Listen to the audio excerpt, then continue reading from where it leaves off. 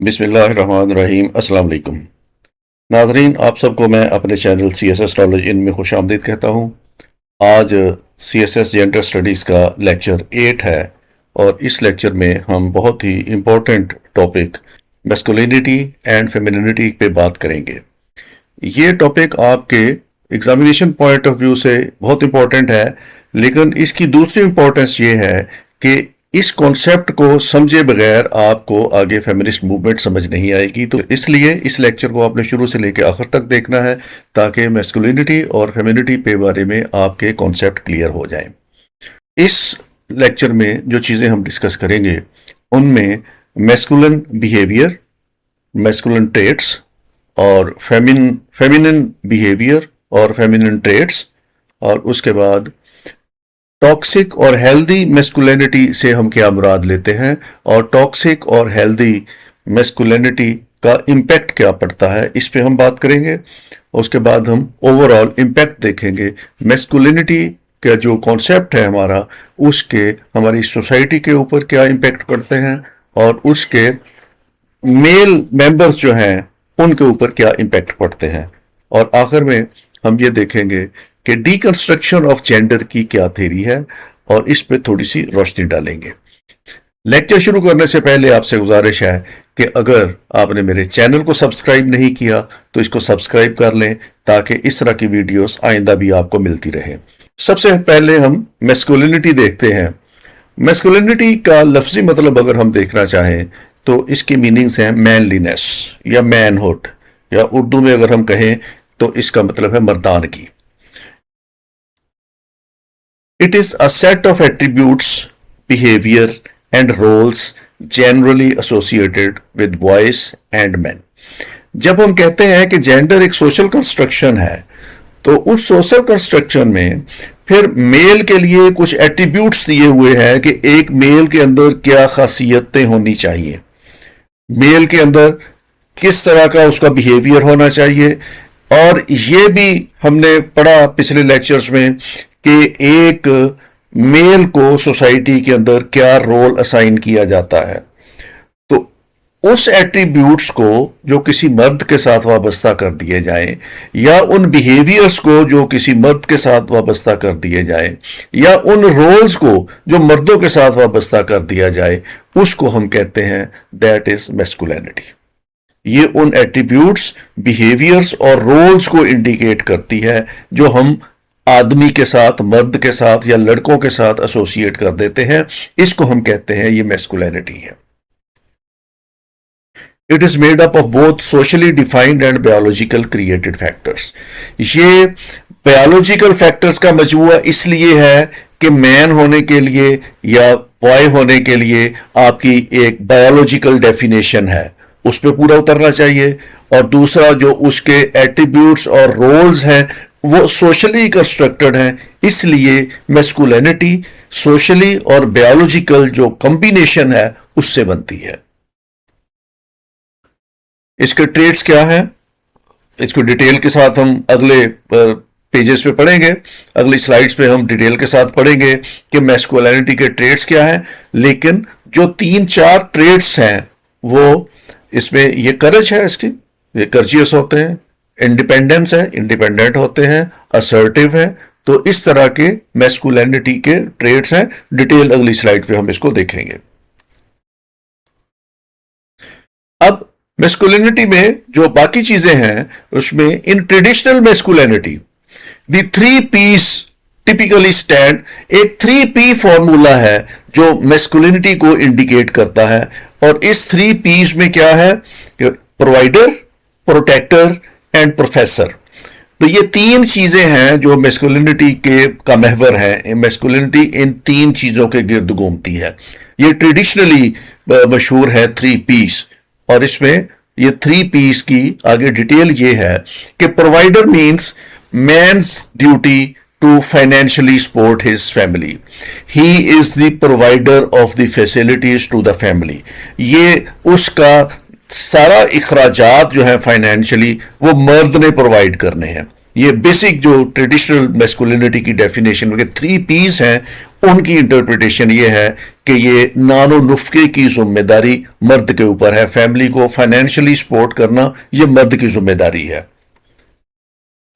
Then is protector, he is the protector of the family, he has to ensure the physical safety of the family, उनकी हिफाजत की जिम्मेदारी मर्द के ऊपर है। And third is he is the professor, profess means he has to profess his commitments to his family, commitments to his wife, कि वो सिंसियर है अपनी वाइफ के साथ, कमिटेड है अपनी वाइफ के साथ, उसका प्रोटेक्टर भी है, प्रोवाइडर भी है, उसका प्रोफेसर भी है। तो ये जो ट्रेडिशनल मैस्कुलिनिटी है वो रिवॉल्व करती है बिटवीन दीज थ्री पीस। अब मैस्कुलिन बिहेवियर क्या है? Masculine behaviour refers to the traits, attitudes and actions traditionally associated with men and boys, कि जो तवक्कुआत किसी मर्द के साथ या किसी लड़के के साथ वाबस्ता कर ली जाएं, उन तवक्कुआत को कहते हैं मैस्कुलिन बिहेवियर। कि उसने ट्रेट्स किस तरह के जाहिर करने हैं, उसने एटीट्यूड किस तरह का रखना है, और उसने जो ट्रेडिशनली जो एक्शंस या उसके साथ एसोसिएट कर दिए गए हैं वो उसने मेंटेन करने हैं। इसको हम कहते हैं मैस्कुलिन बिहेवियर। सोसाइटी ने जो ट्रेट्स उसको एट्रीब्यूट कर दिए हैं, जो एटीट्यूड उसके लिए डिफाइन कर दिए हैं, जो एक्शंस उसके लिए मुतय्यन कर दिए हैं, मर्द ने वो काम कर रहे हैं, इसको कहते हैं masculine behaviour. While biologically linked to the male sex, these behaviors are largely social construct. ये कॉम्बिनेशन है, कॉम्बिनेशन ऑफ बायोलॉजिकल एंड उसके जो सोशल कंस्ट्रक्ट, उसका ये कॉम्बिनेशन है। बायोलॉजिकल इसलिए कि he is born as a male, और सोशल कंस्ट्रक्ट इसलिए कि ये सोसाइटी ने ये जिम्मेदारियां उसको दी हैं। तो ये उसका जो मैस्कुलिनिटी है basically is a combination of biological and social construct. अब इसी पैटर्न पे हम देखते हैं फेमिनिनिटी क्या है। Femininity is girlishness, it is womanliness, it is womanhood, कि जो औरत है वो क्या चीज है। It is a set of attributes, behaviours and roles generally associated with girls and women. किसी भी मुआशरे के अंदर किसी लड़की को या किसी औरत को जो एट्रीब्यूट्स दे दिए जाएं या जो बिहेवियर उसका डिटरमिन कर दिया जाए या रोल उसको जो असाइन कर दिए जाए, उसको कहते हैं femininity. And feminity is often perceived as a social construct which is made up of both socially defined and biologically created factors. अब इसमें भी ये दोनों चीजें, बायोलॉजिकल फैक्टर्स और सोशल फैक्टर्स इकट्ठे होते हैं। बायोलॉजिकल फैक्टर्स इसलिए कि she is women by biology, वो she is a born women, वो औरत के तौर पर पैदा हुई है। और सोशल कंस्ट्रक्ट ये है कि उसको कुछ रोल सोसाइटी की तरफ से परफॉर्म करने के लिए दे दिए गए हैं, कुछ एट्रीब्यूट्स उसके लिए मुकर्रर कर दिए गए हैं, कुछ बिहेवियर्स उसके लिए मुकर्रर कर दिए गए हैं, and she has to follow those attributes, behaviours and roles. इसको हम कहते हैं फेमिनिनिटी। अब हम देखते हैं जेंडर स्टीरियोटाइप्स क्या है। Gender stereotypes are simplistic generalization about the gender attributes, differences and the role of individual and groups. किसी भी मुआशरे के अंदर एक खास ग्रुप के लिए कुछ रोल मुतय्यन कर दिए गए हैं या एट्रीब्यूट्स मुकर्रर कर दिए गए हैं, और ये एट्रीब्यूट्स जनरलाइजेशन है पूरी उस तरह की कम्युनिटी के ऊपर। फॉर एग्जाम्पल, अगर हम कहें कि मर्दों के लिए कुछ एट्रीब्यूट्स मुकर्रर कर दिए हैं सोसाइटी में, तो वो तमाम मर्दों के लिए होंगे, वो जनरलाइज्ड होंगे। अगर हम कहते हैं कि मर्द बहादुर है, ब्रेव है, तो ये सिंपलिस्टिक जनरलाइजेशन है सारे लोगों के बारे में। हालांकि हमें पता होता है कि सारे मर्द बहादुर नहीं होते, लेकिन जितने भी ये सिंपलिस्टिक जनरलाइजेशन है, ये उस तमाम कम्युनिटी के लिए होती है। अगर हम कहते हैं कि मर्द बहादुर है, तो तमाम मर्द जो सोसाइटी के अंदर है उसके लिए ये सिंपलिस्टिक जनरलाइजेशंस है। तो इस तरह की सिंपलिस्टिक जनरलाइजेशन जो हम किसी खास इंडिविजुअल के लिए या ग्रुप ऑफ पीपल के लिए बना देते हैं, उसको हम कहते हैं gender stereotypes. Stereotypes can be positive and negative, but they rarely communicate accurate information about others. ये जितने भी स्टीरियोटाइप्स हैं, ये पॉजिटिव भी हो सकते हैं, नेगेटिव भी हो सकते हैं। ये ट्रेड्स पॉजिटिव भी हो सकते हैं, नेगेटिव भी हो सकते हैं। अब जो मैस्कुलिन या फेमिनिन ट्रेड्स हैं, वो हम इंडिविजुअली देखते हैं कि वो क्या है। अब मैस्कुलिन ट्रेड्स में मर्द कॉम्पिटेंट है, फीमेल एम्पैथेटिक, ये जितने भी मैस्कुलिन ट्रेड्स और फेमिनिन ट्रेड्स देखते हैं, ये सिंपलिस्टिक जनरलाइजेशंस हैं कि मर्द कॉम्पिटेंट है, विमेन एम्पैथिक है, मर्द रैशनल है, विमेन सेंसिटिव है, मर्द एक्टिव है या असर्टिव है, विमेन पैसिव है, मर्द इंडिपेंडेंट है, फीमेल डिपेंडेंट है, मेल एग्रेसिव है, फीमेल सबमिसिव है, मेल स्ट्रॉन्ग हेडेड है, फीमेल केयरिंग है, मेल डोमिनेंट है, फीमेल इमोशनल है, मेल टफ है, फीमेल जेंटल है। अब इसमें जो मैस्कुलिन ट्रेट्स मैंने आपको दिखाए हुए हैं, जिसमें इंडिपेंडेंट, एग्रेसिव और डोमिनेंट है, इनको आपने जहन में रखना है। इसके अलावा जो ट्रेट्स हैं, मेल टैक्टफुल है, फीमेल ब्लंट है, मेल पावरफुल है, फीमेल वीक है, प्रोटेक्टर है, फ्रिजाइल है, मेल फोर्सफुल है, फीमेल सॉफ्ट स्पोकन है, मेल बॉस है, वो सेक्रेटरी है, मेल कैजुअल है और नर्चरिंग है, और मेल अचीवर है, वो केयर टेकर है। तो इसमें पावरफुल और फोर्सफुल, ये दो जो है आपने जहन में रखने हैं। तो टोटल हमने 5 जो है वो मैस्कुलिन ट्रेट्स जो है, वो मैंने रेड में दिखाए थे 3 पिछली स्लाइड में। ये जितने भी मैंने 15 आपको मैस्कुलिन और फेमिनिन ट्रेट्स दिखाए हैं, ये सिंपलिस्टिक जनरलाइजेशंस हैं। अब मैस्कुलिनिटी और फेमिनिटी को हमने देख लिया कि वो क्या है और उनके ट्रेट्स क्या हैं। अब इसका इंपैक्ट क्या पड़ता है ओवर द जेंडर रिलेशंस। तो अब हमने ये देखना है कि इसका जेंडर रिलेशंस के ऊपर क्या इंपैक्ट पड़ता है। ये जो भी ट्रेट्स हमने दिखाए हुए हैं फेमिनिटी के और मैस्कुलिनिटी के, इनका जेंडर रिलेशंस के ऊपर क्या इंपैक्ट पड़ता है। एक तो इसका ट्रेडिशनल मैस्कुलिनिटी ट्रेट है, that is rigid set of expectations जो हमने मैस्कुलिनिटी के साथ लगाई हुई हैं। अब उसके अंदर 3 चीजें बड़ी विजिबल हैं जो मैं आपके साथ डिस्कस करूंगा। पहली चीज है stoicism. Stoicism is the belief that man should hide emotional और physical pain and avoid showing vulnerabilities. कि मर्द जो है ये अपने इमोशंस, अपनी इमोशनल वीकनेस नहीं शो करेगा। अगर उसको कोई फिजिकल पेन्स भी है तो वो बर्दाश्त करेगा, वो उस पर हाल दुहाई नहीं मचाएगा, वो उस पर औरतों की तरह रोने नहीं बैठ जाएगा, वो बहादुरी दिखाएगा और तमाम तरह के पेन्स को वो बियर करेगा। वो कभी उसकी शिकायत नहीं करेगा, कभी गिला नहीं करेगा, कभी अपनी इमोशनल वीकनेस नहीं दिखाएगा, कभी अपनी वल्नरेबिलिटीज नहीं दिखाएगा। ये एक ट्रेडिशनल मैस्कुलिनिटी ट्रेट है कि मर्द को कभी दर्द नहीं होता, या मर्द कभी रोता नहीं है, या मर्द आंसू नहीं बहाता। इस ट्रेट को हम लेटर स्टेज पे डिस्कस करेंगे कि ये किस तरीके से इंपैक्ट करता है जेंडर रिलेशन को, और इटसेल्फ ये मेल को किस तरीके से इंपैक्ट करता है। Second is independent and self reliance, कि वो इंडिपेंडेंट है। Independence means the drive to handle problems individually without asking for help, कि जो भी उसके मसाइल हैं वो इंडिविजुअली हल करने की कोशिश करता है, वो किसी से हेल्प नहीं लेता, हेल्प सीकर नहीं है, वो अपने मसाइल खुद हल करता है। तो इसका भी एक इंपैक्ट पड़ता है उस इंडिविजुअल के ऊपर एज अ मेल, और सोसाइटी के ऊपर भी उसका इंपैक्ट पड़ता है, और फैमिली के ऊपर भी एक इंपैक्ट पड़ता है। ये भी हम लेटर स्टेज पे डिस्कस करेंगे। तीसरा इसका जो इंपैक्ट है वो कहते हैं जी डोमिनेंस है और एग्रेसर है, एग्रेशन है उसके अंदर।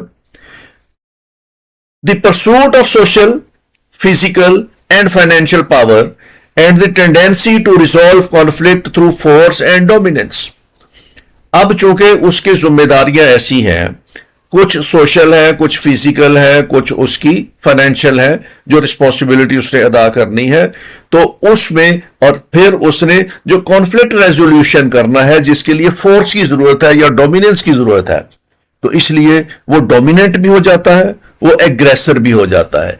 इस डोमिनेंट होने का और एग्रेसर होने का इंपैक्ट है उस मेल के ऊपर इटसेल्फ और जेंडर रिलेशंस के ऊपर, कि उसकी फैमिली के ऊपर क्या इंपैक्ट पड़ता है। तो ये चीजें हम अगली स्लाइड्स पे डिस्कस करेंगे।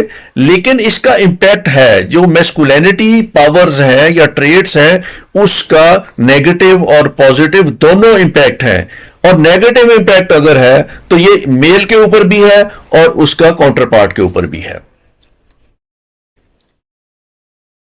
अब हम इसको एक बिगर स्पेक्ट्रम में देखते हैं जो इंपैक्ट है, और बिगर स्पेक्ट्रम में हम इसको दो हिस्सों में डिवाइड करते हैं। एक है जिसको हम कहते हैं कि टॉक्सिक मैस्कुलिनिटी, और दूसरी हम कहते हैं हेल्दी मैस्कुलिनिटी।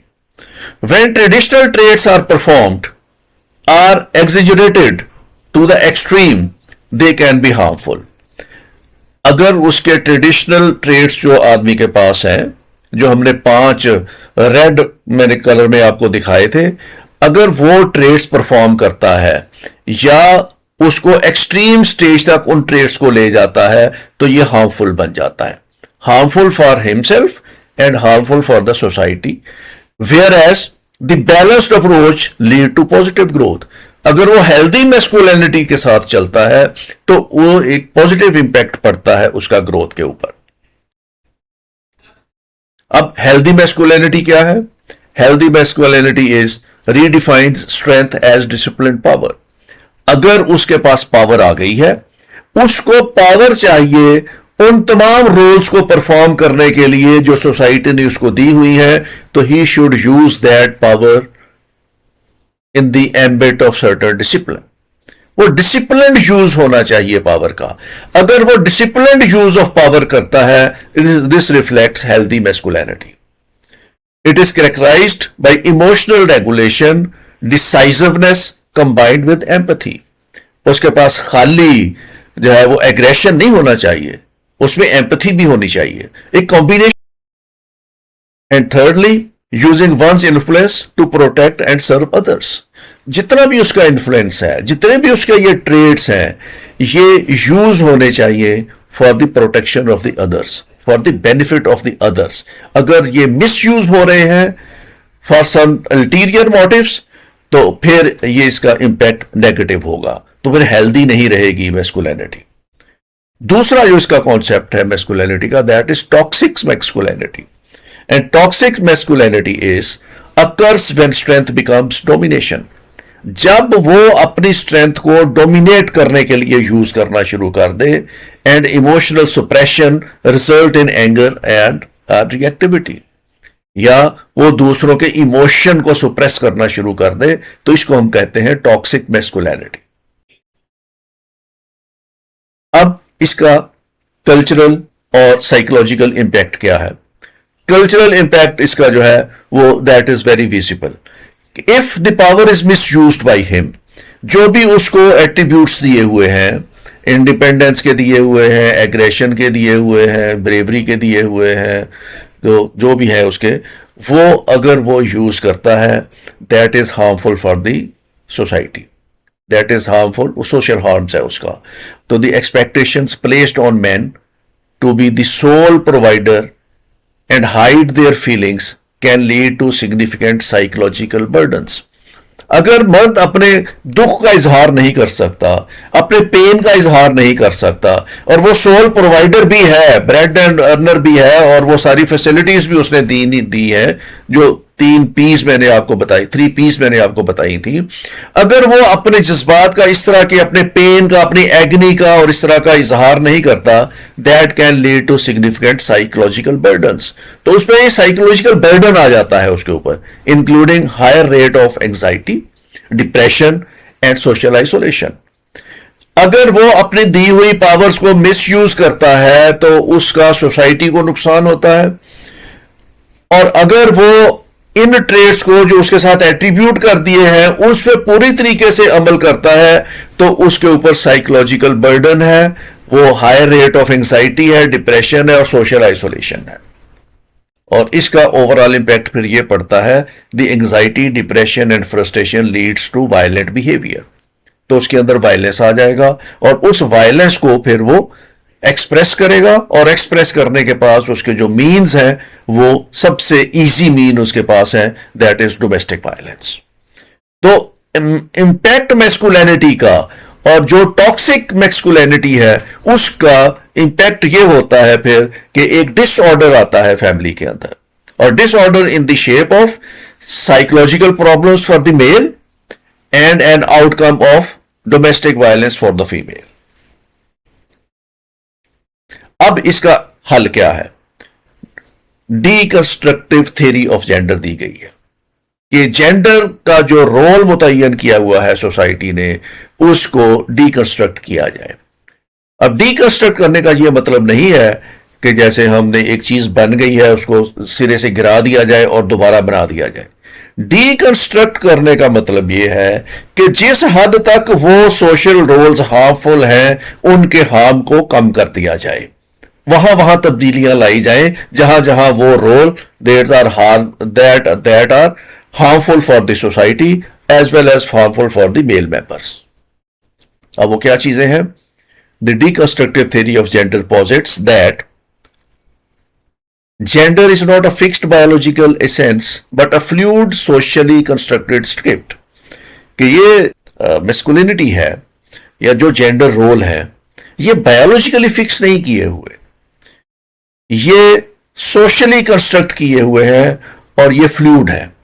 सबसे पहला उनका ये था कि ये जितने भी रोल हैं ये सोशली कंस्ट्रक्ट है और ये फ्लूइड है। Secondly, it argues that traditional male female binaries are cultural products that enforce a societal power structure। ये जितने भी रोल हमने दिए हुए हैं मेल और फीमेल के, ये इनका एंड रिजल्ट क्या है? That they enforce societal power structure. ये सोसाइटी में पावर स्ट्रक्चर को एनफोर्स करते हैं। Thirdly, it views gender as an ongoing performance shaped by language and culture. ये जितनी भी हमारी जेंडर है ये ऑनगोइंग परफॉर्मेंस है, इसको सोसाइटी शेप करती है और ये सोशल कंस्ट्रक्शन है।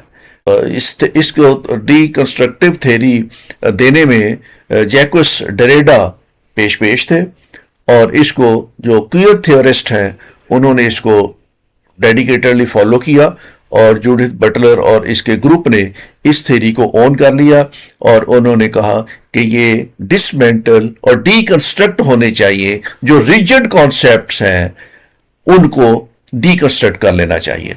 और डीकंस्ट्रक्ट करने के लिए उन्होंने बहुत से मैकेनिज्म भी इसमें प्रोवाइड किए जो हम अगले किसी लेक्चर के अंदर वो डिस्कस करेंगे। अब इन्होंने जो डीकंस्ट्रक्ट करने का तरीका बताया वो ये बताया कि this theory opens up space for more fluid, expensive and equitable expression of identity. कि इसमें जो आइडेंटिटी के एक्सप्रेशन के तरीके हैं उसको ज्यादा फ्लूइड बना दिया जाए, ज्यादा इक्विटेबल बना दिया जाए। मीनिंग देयर बाई जहां जहां पे ये जेंडर रोल्स या जेंडर बिहेवियर्स वो हार्मफुल हैं उनको उस हद तक रीमॉडिफाई कर दिया जाए कि उनका वो हार्म खत्म कर दिया जाए, और इससे जो फीमेल फोक्स हैं वो एक इक्विटेबल प्लेटफॉर्म पे आ जाएंगी और उनको इक्विटी मिल जाएगी इन द जेंडर रोल्स।